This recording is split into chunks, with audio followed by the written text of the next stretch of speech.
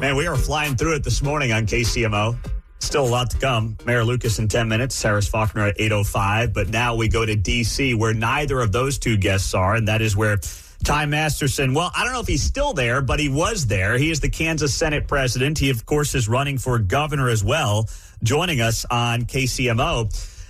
Ty, good morning. It's great to have you here. D.C., everyone's saying you meet with Trump. You're going to be rigging congressional districts. What were you actually in D.C. for yesterday? Thanks for having me on, Pete. Yeah, it's kind of what's become true lately is everything that Democrats have for a narrative is the opposite of the truth. We were in D.C. That part was true. Actually, I am flying out yet today. But this administration has been the most communicative administration I've ever seen. I mean, they have people that want to know what we're working on policy-wise in Kansas.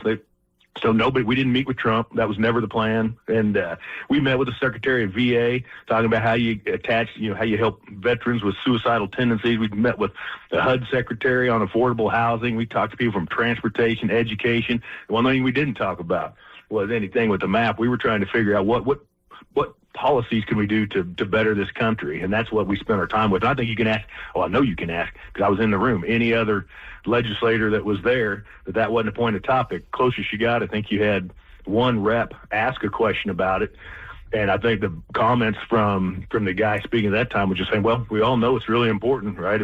If things change, you could end, if things flip, all you're going to watch is impeachment of Trump for 2 years, so it'd be important to do. That's about the extent of it. That was the extent of the redistricting talk. Okay, so then where is that right now in your eyes after a couple of weeks ago saying that you wanted to call a special session here coming up in early November?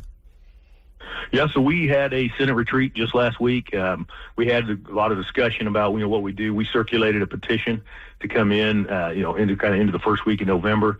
Senate had no trouble acquiring those signatures because we have other things to deal with too. It's not just about redistricting.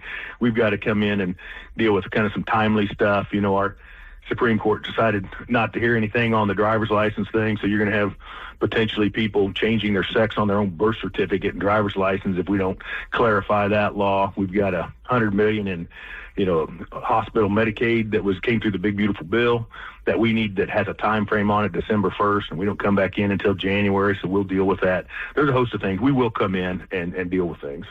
Okay, so you will be in session. The question is whether or not you can get redistricting across the finish line to also override what would be an obvious Governor Kelly veto. Yeah, I mean, in the House, I'm not sure.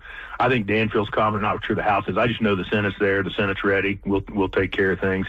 And that's even the people that we've signed petitions to come in.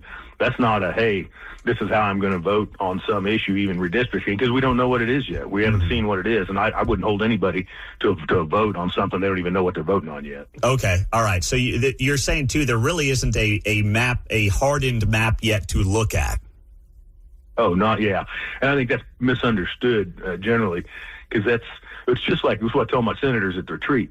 I said, just like when we get a map sent to us that's supported by a majority of our House members, we're gonna vote on it, and whether or not we take it, and we'll do the same thing for our congressional delegation. We're going to vote on a map that they support. Okay, all right. Well, that's going to be obviously one of the many things to watch here coming up on that front. And just while I've got you here over the next couple of minutes, what are you feeling? I mean, I've got your buddy. I say that tongue in cheek. Mayor Lucas coming up here in a few minutes. He loves talking about the future of these stadiums.